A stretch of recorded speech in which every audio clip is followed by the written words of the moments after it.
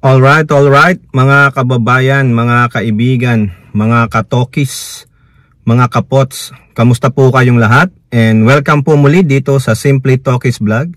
Tayo po ay magbibigay ng maiksing komento, opinion at reaksyon sa mga mainit na usaping politika sa ating bansa. So, shout out po lahat sa inyo. May God bless us all, may God bless our country, and may God bless the Marcos administration and protect it from the forces of Kampo ng Kadiliman and their minions. So pag-usapan natin mga kababayan yung naganap na drama dyan sa Senado, no? Yun nga po, sa wakas nanumpa na bilang presiding officer ang inyong hari ng Senado, ang mayabang at hambugero, mayabang na hambugero pa, aroganteng si Haring Chis Escudero ng Senado, no? Ang problema diyan mga kababayan after all the debate, after the kung ano-anong mga huplabus ni Senator Bato, authentic idiot, Pancher de la Rosa, doon din naman pala pupunta, no? Biruin nyo, no? Sa tagal-tagal kung ano-anong pinagsasabi, meron pang hindi maintindihan sa English, alam nyo naman kung sino yan, no? Nagpa-epal lang doon, muang mahina ang kokote, umintindi, no? Paano ka nakagraduate ng kolehiyo diyan kung di mo maintindihan yung English language? Hindi naman sa panunuya. Simple lang naman yun wala namang matalinghaga doon na sinasabi sa mga kanilang mga English statement. Mukhang hilong-hilo po siya Dapat yata pinagmukbang nyo muna. Yan pong tinutukoy natin mamaya mukhang sasabunin muna natin bago natin banlawan ng pagkahusto-husto, no? Biruin nyo talagang matindi to mga kababayan, yung mga Duterte senator, they eat and die for the Dutertes. YouTube disclaimer lang, no? We just use that word, it's nothing okay? So they bleed for Duterte. Ganun po yun. It's not for the people, but for Dutertes only.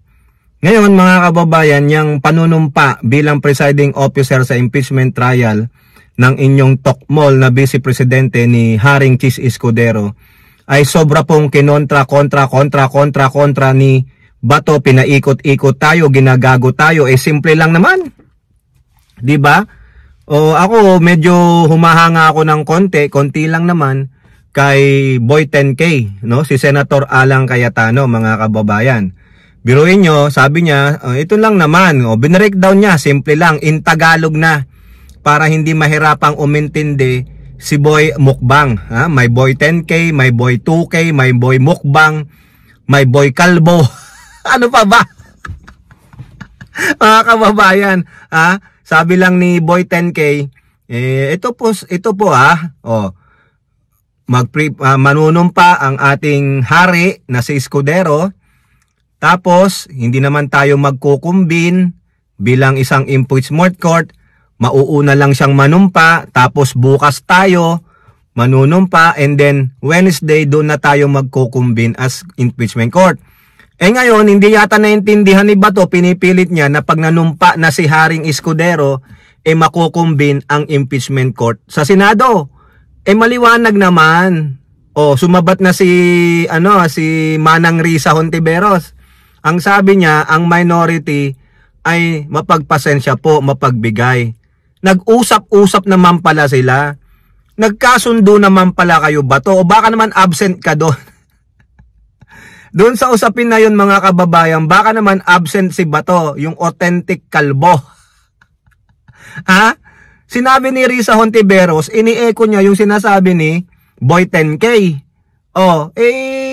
Nagka-agreehan naman tayo, manunumpa po ang Senate President bilang presiding officer, tapos bukas po tayo ng hapon, manunumpa as a whole, and then sa Wednesday yun na po ang ating trabaho.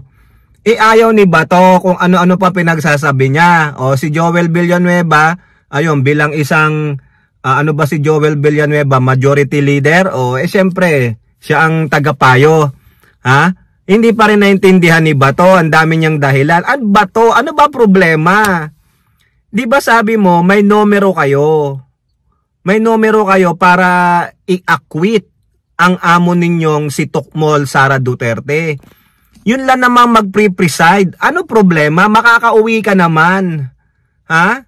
Biruin nyo, nag-overtime na kayo. Kaya nyo na palang mag-overtime para dyan lang. O, bakit hindi nyo tinapos ng maaga yung mga ledak-ledak bills nyo? Pero ikaw, ewan ko, mga ano yata, basta yata DDS, mga tanga at bobo. Simple lang naman. Nag-agree na kayo. Ba't hindi nyo i-honor yung agreement? Diba? O so nag-request patuloy ng 1-minute recess si Senator Coco Pimentel.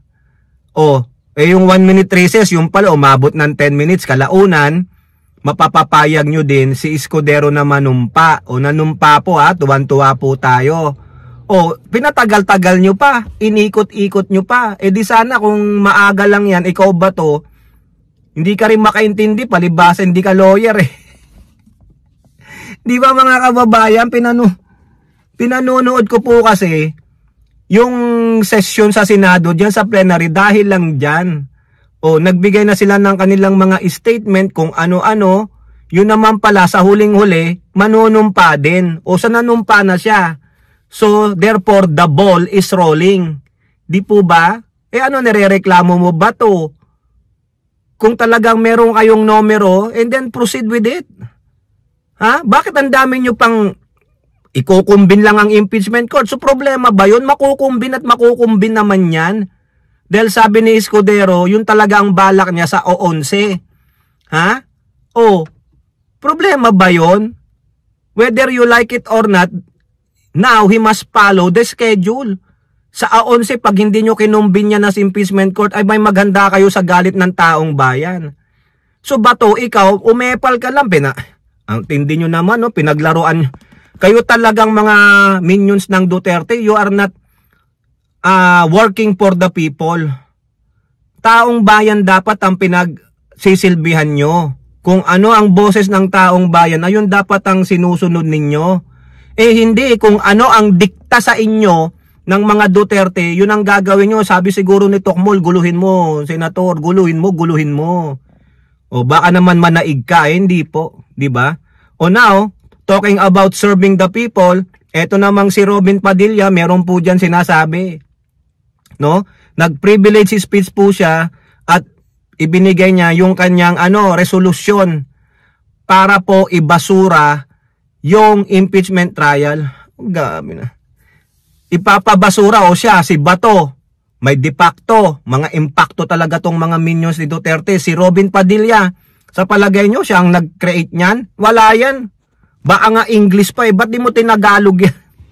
Tapos sumisigaw po siya ng due process. Eh na due process naman si Pusit eh.